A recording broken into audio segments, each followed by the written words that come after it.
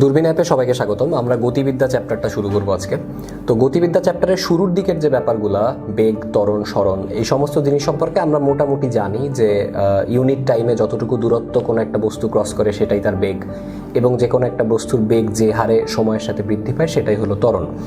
এই চ্যাপ্টারের শুরুতে যে দুই একটা নতুন জিনিস আমরা ফেস করব সেটা হলো তাৎক্ষণিক বেগ, তাৎক্ষণিক ত্বরণ। এখন এই জিনিসটা একটু বুঝতে হবে। এখানে আবার আমরা ডিফারেন্সিয়েশনের কিছু ধারণা ব্যবহার করব। তো সেই জিনিসটা কেমনে আমরা ইউজ করতে পারি, ফার্স্টে আমরা তাৎক্ষণিক ত্বরণের জিনিসটা বোঝার চেষ্টা করি।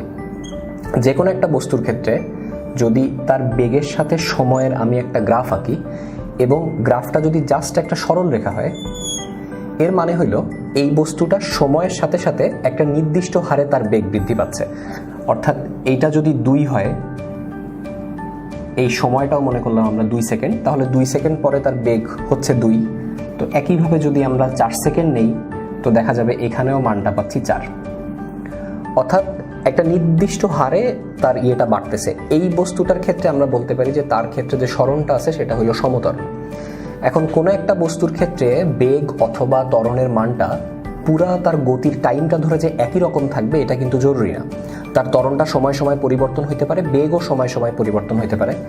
এবার আমরা আরেকটা বস্তুর ক্ষেত্রে এই সেম জিনিসটাই দেখি, কিন্তু যার ক্ষেত্রে ব্যাপারটা এতটা ইউনিফর্মলি না, তার মনে করি যে এরকম একটা রেখার মাধ্যমে তার বেগ এবং সময় একে অন্যের সাথে পরিবর্তন হচ্ছে। অর্থাৎ তার বেগটা প্রথমে সুন্দরভাবে বৃদ্ধি পাচ্ছিল, এরপরে একটা ভ্যালুতে আসার পরে আবার নিচের দিকে নামছে, আবার একটা লোয়েস্ট ভ্যালুতে আসার পরে সে উপরের দিকে গেছে, তারপরে সে তার হাইয়েস্ট ভ্যালুতে পৌঁছাইছে, এরপরে আবার কমে গেছে। তো এই গ্রাফটা দেখলে খুবই ক্লিয়ারলি বুঝবো যে এটায় যে কোনো একটা সময় যদি আমরা বেগ বৃদ্ধির হারটা মাপতে যাই, সেটা পুরা টাইমের জন্য সেম হবে না। এইটুক অংশের জন্য তার বেগ বৃদ্ধির হারটা একরকম হবে, এইটুক অংশের জন্য তার বেগ বৃদ্ধির হারটা আরেক রকম হবে, এই অংশের জন্য ডিফারেন্ট হবে, এই অংশের জন্য ডিফারেন্ট হবে। প্রতিটা অংশের জন্য আলাদা আলাদা বেগ বৃদ্ধির হার পাচ্ছি, আর বেগ বৃদ্ধির হারকেই ত্বরণ বলে। সুতরাং প্রতিটা সময়ের জন্য আমরা অ্যাকচুয়ালি আলাদা আলাদা করে ত্বরণ পাচ্ছি।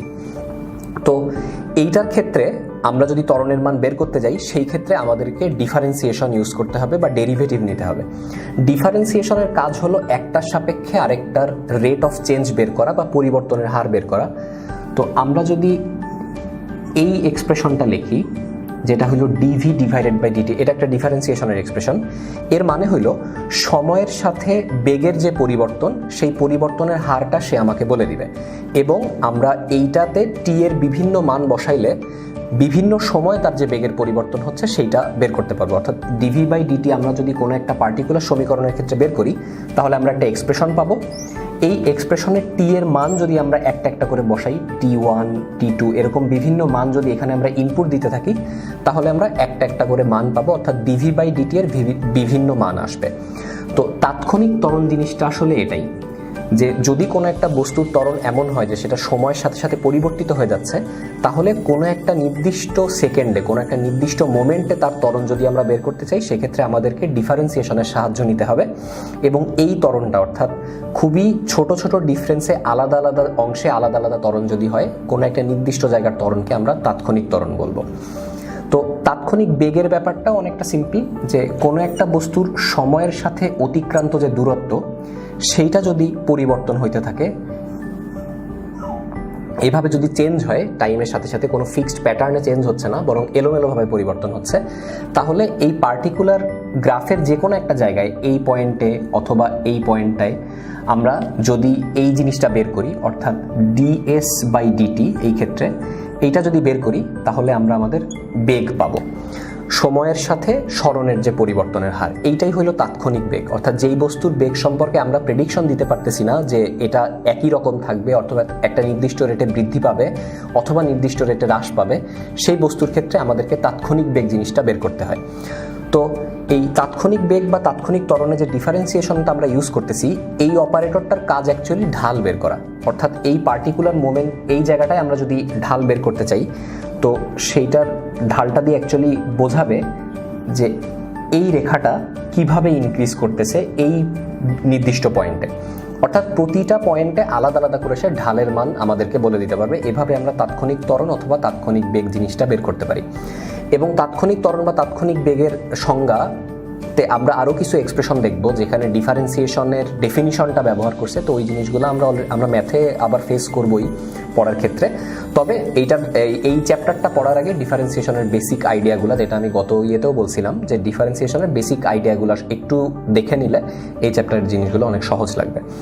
এখন বেগ, ত্বরণ, এই বস্তু এর আরও কিছু ছোটোখাটো সংজ্ঞা আছে। সমত্বরণ কি, অসমত্বরণ কি, সমবেগ কি, অসমবেগ কি।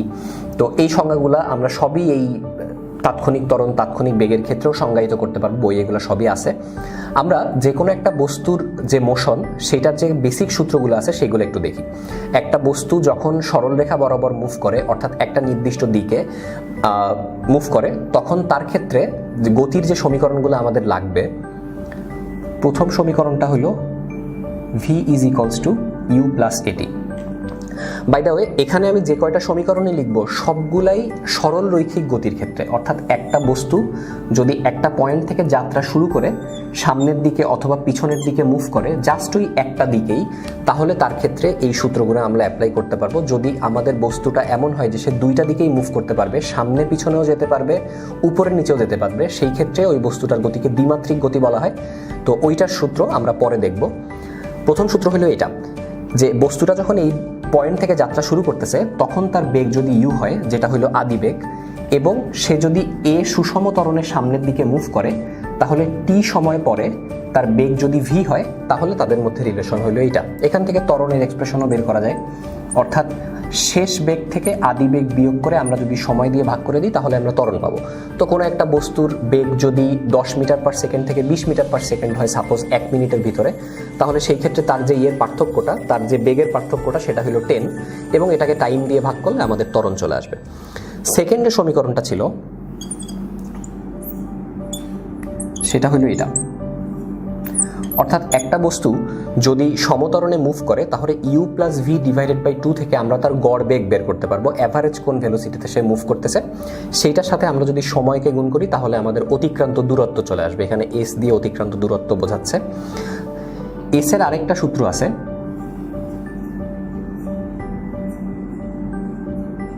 এটা একই সিস্টেম, যে ইউ আদিবেগে যাত্রা শুরু করছে, টি সময় যদি সে এস অতিক্রান্ত তার দূরত্ব হয়, তাহলে এরকম একটা সমীকরণ থেকে আমরা তার অতিক্রান্ত দূরত্বটা বের করতে পারবো। আর লাস্ট যে ফর্মুলাটা, সেটা হলো v square equals to u square plus 2as। এখন সূত্রগুলো ব্যবহার করার সময় আমাদেরকে মেইনলি ম্যাথমেটিক্যাল প্রবলেমটার দিকে তাকাইতে হবে, যে কোন কোন কোয়ান্টিটিগুলো দেওয়া আছে। তো সেগুলো দেখে আমরা বুঝবো আমাদের কোন ফর্মুলাটা ইউজ করতে হবে। যদি আদিবেগ শেষ বেগ দেওয়া থাকে এবং তার সাথে সময় দেওয়া থাকে, ত্বরণ বের করতে বলে, সেক্ষেত্রে প্রথম ফর্মুলা ব্যবহার করব। একইভাবে কোন কোন কোয়ান্টিটিগুলো আমাদেরকে দেওয়া আছে সেগুলো দেখে আমরা এটা নির্ণয় করতে পারবো। এই সবগুলা সূত্রই একটা বস্তুর ক্ষেত্রে লেখা যার ক্ষেত্রে ত্বরণ আছে।